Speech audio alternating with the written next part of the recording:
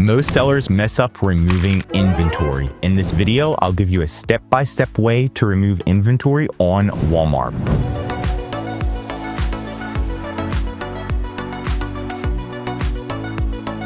Okay, so this is only for WFS sellers, but what you're gonna do is go to WFS, go to inventory, and then pick the SKU that you wanna remove inventory for. You can only remove inventory that says available to sell, so just keep that noted. And then once you go there, there's the removal orders report right here. You're gonna click on that button. Now it's gonna take you here. You're gonna type in that SKU, right? Well, actually, let's go back a little bit. Once you're on the removal orders tab, you're gonna click remove inventory. And then once you click on this, you're going to type in the SKU. Once you type in the SKU, then it's gonna take you to this page, set up a removal order. You're gonna click this, and then you're gonna click next, right? We only have one unit, so we can feel free to remove it. How many units you want to be removed, click next. And then again, if you want to ship it back to your house or your warehouse, you can click this button and then they're going to ship it back. If you want to dispose of the inventory, right, you can click this and then click next and then click create, right? So those are the two options, dispose or have them ship it back to you, right?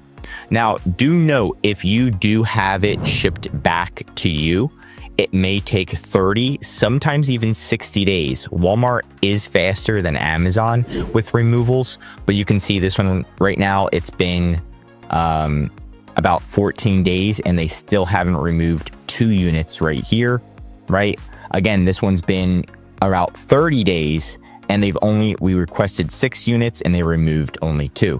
But of course, you have a removal ID, so you can copy this, contact Walmart and say, hey, is there any update on this removal ID? Why is it taking so long? And then at least you can stay up to date on the removals. Last but not least, if you're still stuck, there's a tutorial. Just type in on Google how to remove inventory on Walmart. You're going to scroll down and the first link should be WFS inventory. And they actually have a little bit of a step-by-step guide on how to do it with your return and everything that I already mentioned in this video, and then troubleshooting issues as well. So you can check out those, and you can also see fees for removals and disposals here, right? You can have the fees guide and go from there to see how much it's going to cost to actually remove your inventory compared to disposing it. And that's it for today's video. Have you ever struggled with removing inventory on Walmart? Share your experience in the comments. If you learned something new, drop a like. And if you're a Walmart seller, I highly recommend subscribing to our channel because we're giving away great content that's going to help you in your Walmart journey.